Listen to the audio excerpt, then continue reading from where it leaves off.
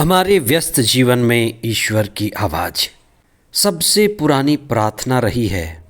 हे प्रभु, हमें मृत्यु से अमरता की ओर ले चलो। मृत्यु, बीमारी, मरण मनुष्य की सबसे बड़ी समस्या, दुख का कारण रहा है। हमारे देश में अधिकांश लोग बीमार रहते हैं।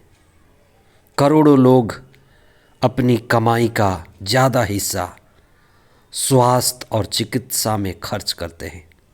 हमारा शारीरिक जीवन, शरीर मृत्यु से घिरा रहता है। जिस शरीर की हमें बड़ी चिंता रहती है, इसकी हम बड़ी हिफाजत करते हैं, यह शरीर मृत्यु के रास्ते से गुजरता है। हमारा शरीर बीमारी से घिरा हुआ है। हम क्या करें कि मृत्यु के पार जाएं? हम बीमारी को और मृत्यु को कैसे जीतें? आज हम इस पर चिंतन करें। सामान्य काल का पहला सप्ताह, बुधवार 15 जनवरी 2025।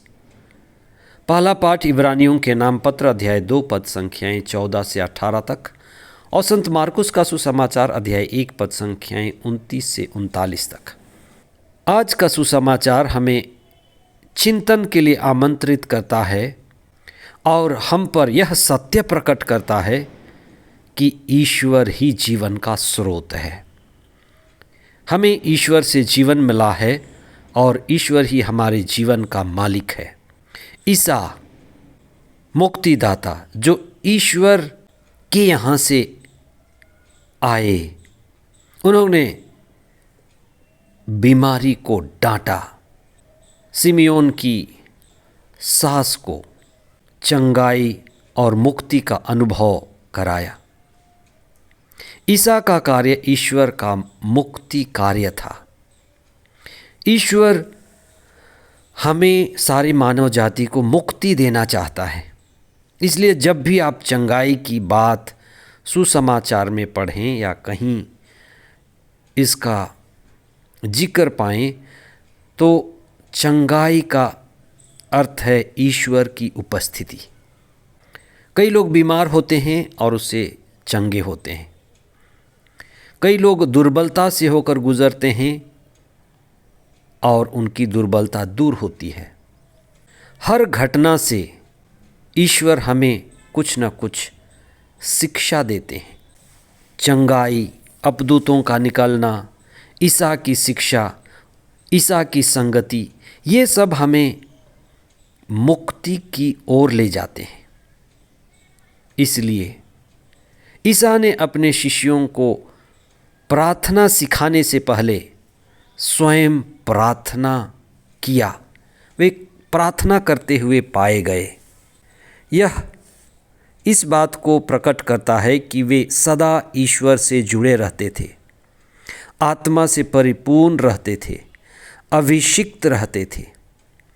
और यही बात उन्होंने अपने शिष्यों को भी सिखाया कि ईश्वर इस संसार में हम मनुष्यों के द्वारा अपना राज्य स्थापित करना चाहता है। इसलिए जब हम प्रार्थना के द्वारा ईश्वर से जुड़ते हैं तो ईश्वर हमें सामर्थ्यवान बनाते हैं। अपनी आत्मा के सामर्थ्य से हमारे द्वारा प्रज्ञा का कार्य, मुक्ति का कार्य, आज़ादी का कार्य, ईश्वर के प्रेम के विस्तार का कार्य और इसी संसार में मनुष्यों के द्वारा पवित्र आत्मा की शक्ति और सामर्थ्य से ईश्वर सच्चाई का राज्य, प्रेम का राज्य, आत्मा का राज्य स्थापित करना चाहता है। इसलिए कुछ समय आप प्रार्थना में बिताएं।